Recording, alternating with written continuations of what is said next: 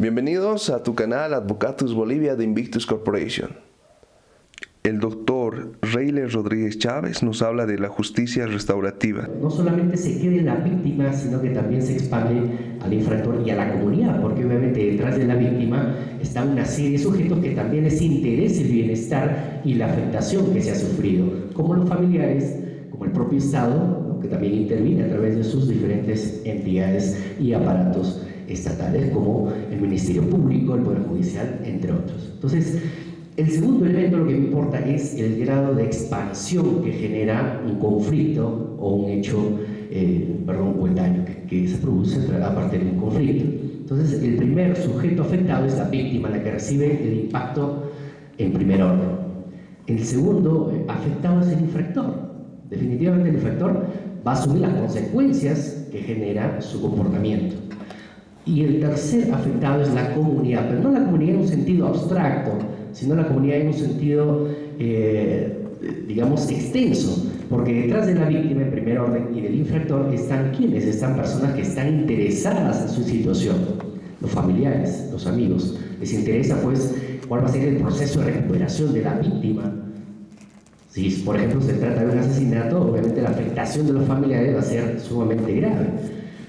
Pero también detrás del infractor existen una serie de sujetos interesados en cuál va a ser la situación del infractor. Va a ir a la cárcel, va a tener que asumir qué tipo de responsabilidad, etc. Pero también está la comunidad, es decir, las personas detrás de estos sujetos que de alguna manera indirectamente también vamos a resultar siendo afectados por cualquier tipo de hecho dañoso que se genere en la sociedad. Si, qué sé yo, mañana más tarde aquí cerca se produce un asesinato, nosotros también indirectamente vamos a sentirnos afectados en términos de seguridad, en términos de paz, de tranquilidad, porque vamos a tener esa percepción de ese temor de poder salir con libertad. Entonces la comunidad también es afectada indirectamente, pero también como parte de la comunidad es el Estado, y el Estado obviamente tiene un conjunto de instituciones que actúan directamente cuando se produce un hecho dañoso. Por ejemplo, un delito, intervendrá por la policía, el Ministerio Público, el Poder Judicial para resolver este conflicto. Pero también existen instituciones privadas, como las asociaciones defensoras de derechos humanos, que les importa también el tratamiento adecuado de un conflicto, por ejemplo, defensoras de víctimas. Les interesa obviamente también estos temas de discriminación, de género, de igualdad, y están detrás de un caso para ver en qué culmina, cuál es la resolución final, e inclusive algunas actúan en defensa de las víctimas e inclusive también en ciertos casos de infractores. Entonces también hay instituciones privadas que les importa cómo es el tratamiento y la resolución de un determinado conflicto. Dos elementos. Entonces a partir de aquí vamos a desarrollar la idea que nos interesa, la pirámide de gravedad de acciones ilícitas, y aquí ya nos enfocamos en aquellos hechos que desde el punto de vista del derecho sancionador constituyen ilícitos en diversa magnitud. Y entonces esta pirámide nos ayuda a entender cómo es que el Estado, desde nuestro punto de vista, tiene una noción equivocada del tratamiento de ello, una idea errónea inclusive de su tratamiento, por diversos sentidos, políticos principalmente. Entonces, ¿dónde o en qué lugar de esta pirámide, que empieza en la base con las faltas o infracciones o contravenciones, que son aquellos ilícitos de menor gravedad, que inclusive a nivel del sistema estatal no se le presta mayor importancia, pero que esta pirámide va subiendo de escalones de menor gravedad a mayor gravedad, y empiezan pues a aparecer los delitos leves, los delitos graves y los delitos colectivos, como aquellas conductas ilícitas de mayor gravedad. Pero al Estado no le interesa tratar la base. Miren, ¿cuál es la base? La base son aquellas infracciones o conductas de menor gravedad, que generan, por tanto, de acuerdo a nuestro primer gráfico, menor impacto y menor grado de expansión de ese impacto. La base no le interesa al Estado. El Estado se enfoca en tratar de solucionar el problema cuando ya éste ha tomado cierta magnitud, que es en el escalón 2 y 3, es decir, cuando ya el hecho se ha convertido en delito común y en delito grave. Delito común, por ejemplo, pues estamos hablando de un robo, estamos hablando de una violación. Delito grave cuando estamos hablando de criminalidad organizada, tráfico ilícito de drogas, entre otros delitos que son bastante complejos. Entonces, lamentablemente al Estado, por ejemplo, en el caso de Perú, viene existiendo una ola de prevención, entre comillas, para tratar de solucionar aspectos delictivos, por ejemplo, vinculados a la violencia de género, feminicidio, que aquí, entiendo que también aquí tenemos altos índices en esa materia. Entonces, al Estado le preocupa solucionar el problema, pero cuando este ya se ha convertido en grave. No se centra en la base donde está aquello que es de menor gravedad. Y aquí tenemos esta gráfica que lo representa. Entonces, las medidas correctivas, es decir, la legislación, los programas están centrados en tratar de solucionar el problema, pero cuando este ya tiene cierta gravedad. En el caso de los delitos, ahí se centra la mayor actividad estatal, ahí se centra la mayor producción legislativa incluso. Entonces, yo vengo asistiendo en el Perú a un ambiente donde la regulación, por ejemplo, en tema de feminicidio y violencia de género, es bastante drástica. Se han incrementado las penas, inclusive si una mujer es agredida, incluso cuando esto haya sido por primera vez, las penas son severas, los jueces están obligados a condenar, porque así está propuesta la legislación vigente en el Perú. Los jueces no pueden, frente a un hecho por más leve que sea, en materia de violencia contra la mujer, por ejemplo en Perú, no pueden aplicar una pena suspendida, se lo prohíbe expresamente la ley. Y entonces el Estado en los últimos años, en la mayoría de países latinoamericanos, se ha centrado en tratar de resolver el conflicto cuando éste ha adquirido cierta gravedad, en el caso de los delitos graves o delitos simples. Pero se olvida de cuál es la base, y ahí lo tenemos al frente. La base es aquello que es más leve, aquello que puede tratarse de una manera más adecuada, y aquello que inclusive puede generar menos impacto en los sujetos. Yo siempre resumo esta pirámide en lo siguiente: es más fácil tratar un resfriado, una gripe común, es más fácil tratar eso que tratar una enfermedad terminal. El Estado, miren cómo entiende este sistema, está tratando de salvar a un enfermo terminal, tratar de curar a delitos graves. Y entonces en el tema de feminicidio, por ejemplo, el Estado lo que está tratando de decirnos implícitamente es: yo quiero que primero fallezca la mujer para regular, para adoptar medidas regulatorias. ¿Por qué? Porque el Estado está regulando cuando ya está en un estado de gravedad. ¿Por qué no retroceder un paso y regular en el estado de faltas o infracciones? Es decir, por ejemplo, cuando recién ha habido lesiones leves contra la mujer, porque entendemos que en el ejemplo del feminicidio, no siempre, en la mayoría de casos, viene precedido de conductas de una serie de situaciones de violencia anterior. ¿Por qué no el Estado actuó en ese periodo anterior donde todavía se podía hacer algo, todavía se podía prevenir? Realmente no lo está haciendo. Y entonces descuidamos la base y nos vamos a regular algo que ya no vamos a poder quizás resolver, o es más difícil resolverlo. Y ahí tenemos, fíjense, esa pirámide que les he venido mencionando. Y entonces, en cuestión de ilícitos, la base inicia por aquí, en las infracciones juveniles, ¿no? En el tratamiento de aquellas conductas juveniles, infracciones juveniles llamamos en Perú, donde también existen programas restaurativos que se han venido desarrollando en bastantes sistemas latinoamericanos y mundiales, llamada justicia juvenil restaurativa. A partir de faltas que son ilícitos que cometen las personas adultas, delitos leves, graves y colectivos, también existen programas de justicia restaurativa, tanto durante el proceso judicial como en ejecución de la sentencia.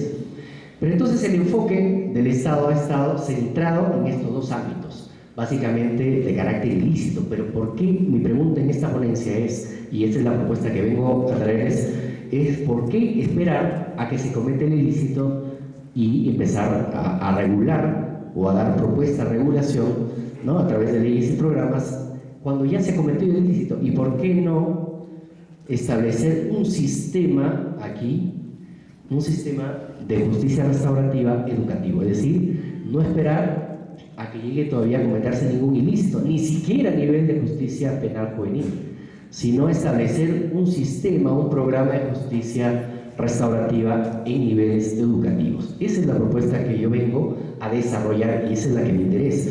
Y ese sistema de justicia restaurativa educativo definitivamente es una función del Estado.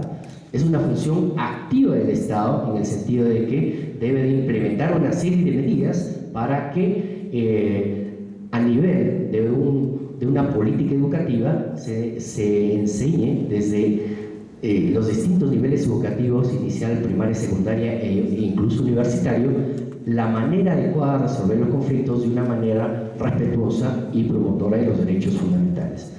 Entonces, vamos a terminar la exposición desarrollando estos tres aspectos en que se sustenta la misma. El sistema de justicia restaurativo, una política integral. Y obviamente hablamos de una política integral porque le corresponde al Estado desarrollar una serie de medidas. ¿Para qué? Para que la resolución de conflictos de distinta naturaleza no tenga que llegar hasta el punto de convertirse en un ilícito y recién a partir de ahí desarrollar una serie de medidas legislativas y judiciales y de otra índole para tratar de resolverlos. ¿Por qué llegar hasta ahí? ¿Por qué no retroceder un paso al nivel educativo de los distintos estamentos educativos y a partir de ahí desarrollar un conjunto de políticas preventivas en materia de resolución de conflictos? Y entonces el Estado pues debe adaptar una política activa en la prevención a nivel educativo. Ya tenemos experiencias con las leyes llamadas anti-bullying o contra el hostigamiento escolar, es decir, aquellas medidas donde el Estado, ¿no?, ha regulado aquel acoso estudiantil y el Estado ha dado a las instituciones educativas de distinto nivel la posibilidad de resolver los conflictos en el interior de las instituciones. Entonces ya tenemos una experiencia, la tenemos en el Perú, en Chile desde 2011, la tenemos en algunos estados mexicanos, la tenemos en Brasil, básicamente centradas en el tema de el bullying o el tratamiento del bullying, pero a nivel estatal. Y en el caso del Paraguay, por ejemplo, la ley anti-bullying me parece particular y muy importante porque no solamente está ordenando que un adecuado tratamiento de este tipo de conflictos intraescolares a nivel de entidades educativas públicas, sino también que las traslada al ámbito privado. Entonces, me parece sumamente relevante. Entonces, ya hay iniciativas estatales tendientes a de alguna manera, promover programas adecuados de resolución de conflictos a nivel educativo. Y esas son las llamadas leyes anti-bullying. En el caso de Bolivia, he visto que en su código de niños, niñas, niños y adolescentes, existen medidas para justamente dar un tratamiento adecuado de este tipo de comportamientos. Bien, entonces, que se concrete pues a nivel educativo, y a nivel educativo estamos hablando de todos los estamentos, inclusive desde el nivel inicial, primaria, secundaria y universitario, que comprenda diversos tipos de conflictos definitivamente. No podemos discernir, no podemos excluir ningún tipo de conflicto porque todos ellos pueden terminar en un ilícito penal.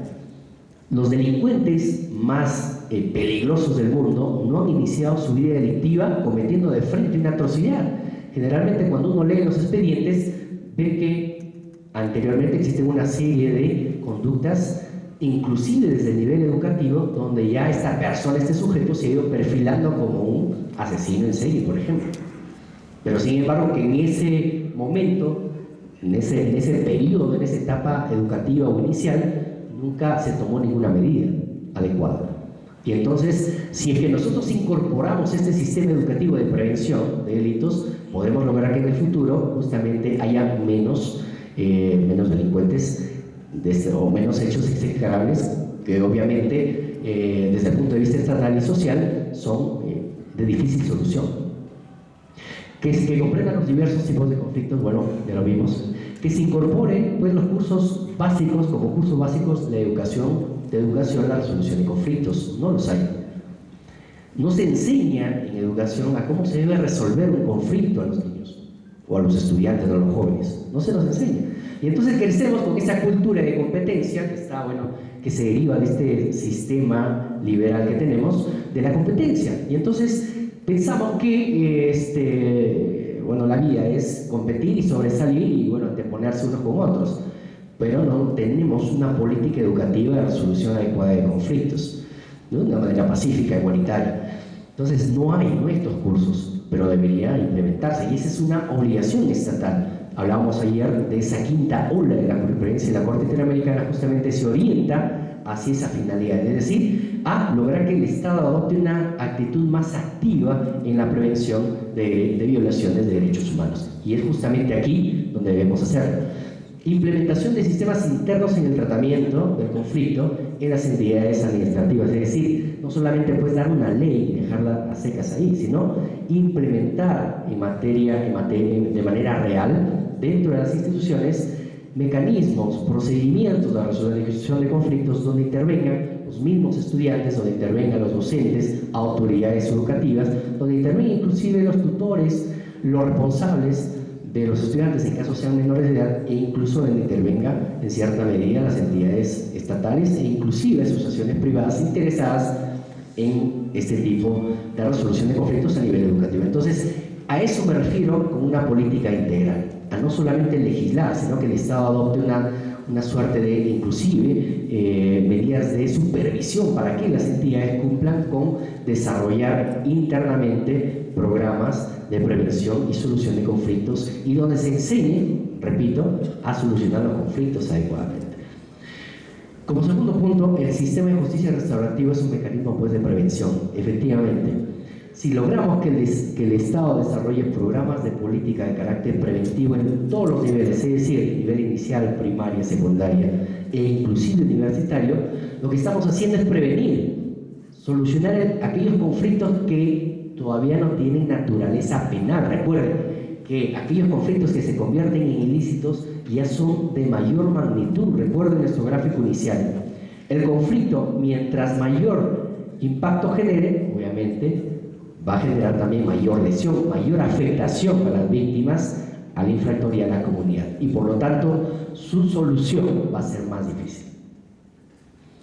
Y ahí tenemos. Entonces, lo que nosotros necesitamos es que a nivel educativo se implemente un conjunto de políticas basados en la justicia restaurativa para solucionarlos adecuadamente. Y como tercer punto, y con esto termino, el sistema de justicia restaurativo es un mecanismo pues, promotor de los derechos humanos. Bases para implementar y desarrollar la justicia restaurativa es el respeto de los derechos humanos. La adopción de un sistema de justicia restaurativa desde los niveles educativos permite promover los derechos humanos. ¿Por qué? Porque es un sistema respetuoso. Se invita a participar a las partes del conflicto, pero de manera voluntaria. Se evita la revictimización de la víctima, por ejemplo. La participación de las partes es voluntaria. No hay imposición en caso de asumir, cuando se tiene que asumir la responsabilidad, se trata de que sea el propio infractor quien asuma su responsabilidad y no sea una imposición de esa responsabilidad. Enseñar a resolver los conflictos, obviamente desde su nivel inicial, a nivel educativo, implica, obviamente, centrarse pues, en el ser humano, ¿no? Y valorar, ¿no? Aquellos derechos esenciales como la dignidad y el respeto de sus derechos humanos. Perdón.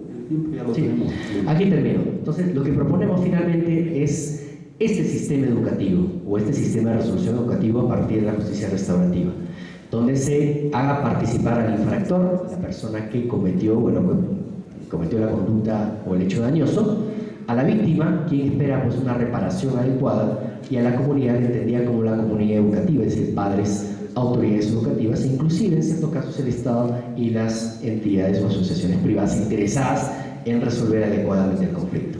Concatenando estos tres elementos haremos que el impacto, obviamente, de cualquier tipo de conflicto no llegue a los niveles que hemos visto inicialmente, es decir, que no se convierta en delito, en ilícito penal, donde el tratamiento es sumamente difícil.